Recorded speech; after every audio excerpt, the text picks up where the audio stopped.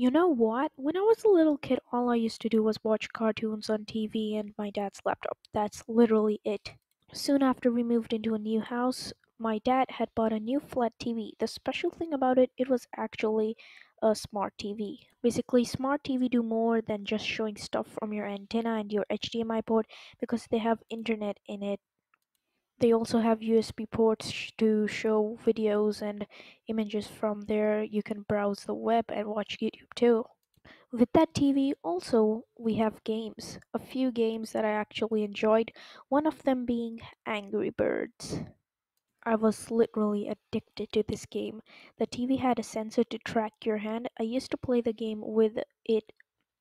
The controls were pretty easy because you just used your hand to, launch the birds from the slingshot.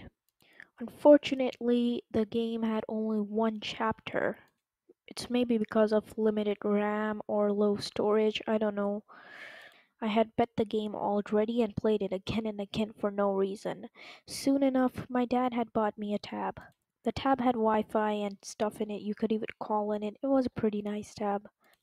And most importantly, it ran Android. Because I knew and had experience how to play Angry Birds, you know, you guessed what I did on the tablet. I installed Angry Birds, and it was the latest version with every single chapter in it. There were much golden eggs and stuff. Not only that, I downloaded other games too, like literally every single one of them. Angry Birds Seasons, Angry Birds Epic. Well, this took place in the good old times of 2013, when videos and games were actually pretty good. They were really good. I remember playing games such as Jetpack Joyride, Subway Surfers. These were really nice games. Literally everything was going good until 2013 or 2014. I really don't remember. A game, small company called King, I think, had released a game called Candy Crush. I gotta say, it wasn't really bad. It had levels, candy crushing, and it was pretty fun. But I really didn't like it much. I was just casually playing Plants vs Zombies 2 and Angry Birds. Now, King was getting a bit annoying at this point because they made more games and knockoffs of the originals, just the tile matching style games, those gem games, and they changed the look every time, so it really didn't change at all. It was pretty annoying, and more knockoff clones were getting into playstore. And also another thing, they had like 3,000 more than levels. Like there were a lot of levels. Like, we understand never ending games such as Subway Surfers, but they have a point. You score stuff, the higher your score is, the better you are. But at this point, it's just never ending candy crushing for absolute no reason. Just imagine going to your school and then saying, like, hey, I'm at level 4,000 at Candy Crush, and everyone's like, no one cares, dude. These awful clones and games were spreading really fast, but I really didn't care, and I still played my Angry Birds games and stuff.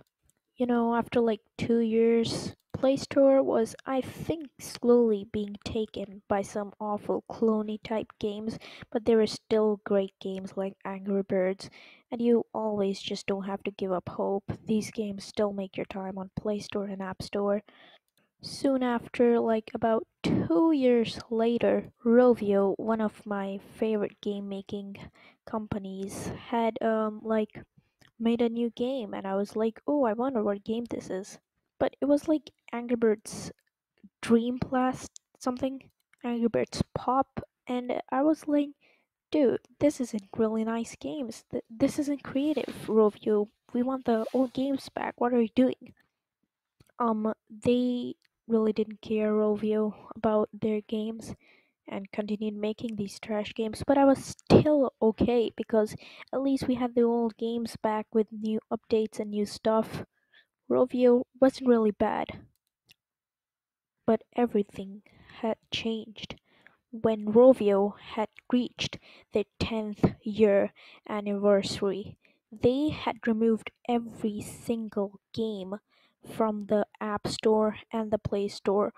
And what did they leave? They left the trash games, of course. Angry Birds Pop, Angry Birds Dream Blast. There were still Angry Birds 2 and Friends, but they weren't as fun as the originals. If you're on Android, you could still get them from APK, but it just doesn't feel like you're playing it right now. It feels like you're in 2013 or 2017 while playing these games because you don't really feel like you're in the latest version. It's not being supported by rovio anymore.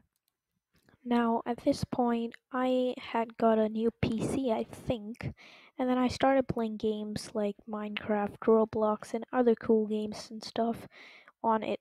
It was like a Windows PC on which I played games on because I finally realized that you don't always play games on mobile. It's like not really the thing that people do. They either play on consoles or PC. It's very rare to play on a mobile. I don't know. When I was enjoying on my PC watching YouTube casually, I got an ad. And what type of ad were they? Of course, mobile game ads, but still, I wouldn't really care. I would skip the ad.